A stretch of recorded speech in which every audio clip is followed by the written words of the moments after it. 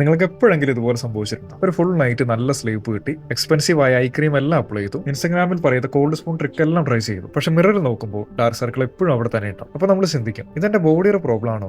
അല്ലടാ, പ്രോബ്ലം നിന്റെ ബോഡി അല്ല. പ്രോബ്ലം എന്താണെന്ന് വെച്ച് കഴിഞ്ഞാൽ ഡാർക്ക് സർക്കിൾ എല്ലാം സെയിം ടൈപ്പ് അല്ല. ഇപ്പൊ 2 പേർക്ക് സെയിം ഡാർക്ക് സർക്കിൾ ഉണ്ടാവും, പക്ഷെ അവർക്ക് വേണ്ട ട്രീറ്റ്മെന്റ് കംപ്ലീറ്റ്ലി ഓപ്പോസിറ്റ് ആയിരിക്കും. അതാണ് നമ്മൾ മിസ് ചെയ്യുന്നത്. ആക്ച്വലി 4 ഡിഫറെന്റ് ടൈപ്സ് ഉണ്ട്. പിന്നെ അതിൽ ഏത് ടൈപ്പാണ് നിന്റെ കേസ് എന്ന് അറിയില്ലെങ്കിൽ ക്രീം അപ്ലൈ ആക്കിയാൽ മാത്രം കൊണ്ടൊന്നും നടക്കില്ല. First type vascular dark circle. ഇത് ബ്ലൂയിഷ് അല്ലെങ്കിൽ പർപ്പിൾ ഷെയ്ഡ് പോലെ തോന്നും. എസ്പെഷ്യലി ടയർഡ് ആയാൽ, സ്ട്രെസ് ആയാൽ, ലേറ്റ് നൈറ്റ് ഫോണൊക്കെ പിടിച്ച് കിടന്നാൽ അത് കൂടുതൽ വിസിബിൾ ആവും. റീസൺ സിമ്പിൾ ആണ്. അണ്ടർ ഐ സ്കിൻ നമ്മുടെ ബോഡിയിലെ ഏറ്റവും തിന്നായ സ്കിന്നാണ്. നമ്മുടെ ചീക്ക് സ്കിന്നിനേക്കാൾ ഓൾമോസ്റ്റ് 3 ടൈംസ് തിന്നർ. സ്കിൻ ഇത്ര തിന്നായാൽ അതിലെ ബ്ലഡ് വെസൽസ് എല്ലാം ഈസി ആയി കാണും. അതാണ് ആ ബ്ലൂ അല്ലെങ്കിൽ പർപ്പിൾ പോലെ ഷെയ്ഡ്. ഇവിടെ ബ്രൈറ്റ്നസ് സിറം ഒക്കെ യൂസ് ചെയ്തിട്ട് കാര്യമില്ല. ഇത് പിഗ്മെന്റ് പ്രോബ്ലം അല്ല. സോ എന്ത് ചെയ്യണം? Sun protection. ഡെയിലി SPF 30 മിനിമം. UV റേസ് കൊളാജിൻ ബ്രേക്ക് ചെയ്യും. കൊളാജിൻ കുറഞ്ഞാൽ സ്കിന്ന് വീണ്ടും തിന്നാവും. തിന്നായാൽ ബ്ലൂ ഷെയ്ഡ് ഇനിയും വിസിബിൾ ആവും. രണ്ടാമത്തേത് ബേസിക് ഹൈഡ്രേഷൻ.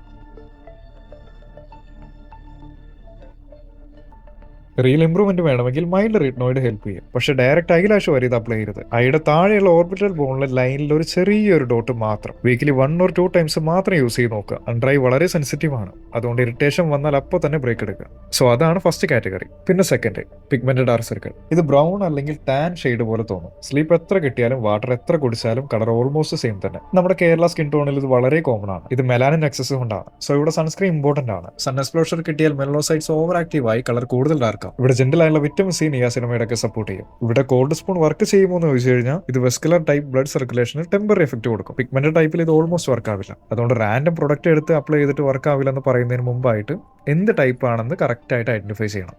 തേർഡ് ടൈപ്പാണ് സ്ട്രക്ചറൽ ഡാർക്സ്. ഇത് കളറല്ല, ഷാഡോ ആണ്. മിററിന്റെ മുമ്പിൽ നിന്ന് ഡയറക്റ്റ് ആയിട്ട് ലൈറ്റ് വെച്ച് നോക്കിയാൽ ഓക്കെ പോലെ തോന്നും. പക്ഷെ ഓവർഹെഡ് ലൈറ്റിൽ, ഫോണിന്റെ ഫ്രണ്ട് ക്യാമറയിൽ ടോപ്പിൽ ലൈറ്റ് വന്നാൽ ടിയർ ത്രൂ ഹാലോ ഡീപ്പായി കാണാം. സിമ്പിൾ ആയിട്ട് പറഞ്ഞാൽ കണ്ണിന് താഴെയുള്ള ഭാഗം ചെറിയൊരു കുഴി പോലെയായിട്ട് തോന്നും. അതുകൊണ്ട് ലൈറ്റ് പ്രോപ്പറായി റിഫ്ലക്ട് ചെയ്യില്ല. അതാണ് ഷാഡോ പോലെ ഡാർക്ക് ആയിട്ട് തോന്നുന്നത്. ഏജ് കൂടി വരുമ്പോൾ ബോൺ സ്ലൈറ്റ് ആയി റീസോർബ് ആവും, ഫാറ്റ് ഷിഫ്റ്റ് ആവും, ലിഗമെന്റ്സ് വീക്കാം. അതുകൊണ്ട് ലൈറ്റ് ഈവൻലി റിഫ്ലക്ട് ചെയ്യില്ല. ഇവിടെ ക്രീം മാത്രം കൊണ്ട് ഇത് ഫുള്ള് ഫിക്സ് ചെയ്യാമെന്ന് പ്രതീക്ഷിക്കരുത്. Sunscreen, red light therapy, oral collagen ഇതൊക്കെ സ്കിൻ ടെക്സ്ചർ ഇംപ്രൂവ് ചെയ്യും. പക്ഷെ ഓൾറെഡി ഉള്ള ഗ്യാപ്പ് ഫുൾ ഫില്ല് ചെയ്യാൻ നാച്ചുറൽ മെത്തേഡ് ലിമിറ്റഡ് ആണ്. വലിയ വിസിബിൾ ചേഞ്ചസ് വേണമെങ്കിൽ യൂഷ്വലി ഫില്ലർ അല്ലെങ്കിൽ സർജിക്കൽ പ്രൊസീജിയേഴ്സ് ആണ് റിയൽ സൊല്യൂഷൻ.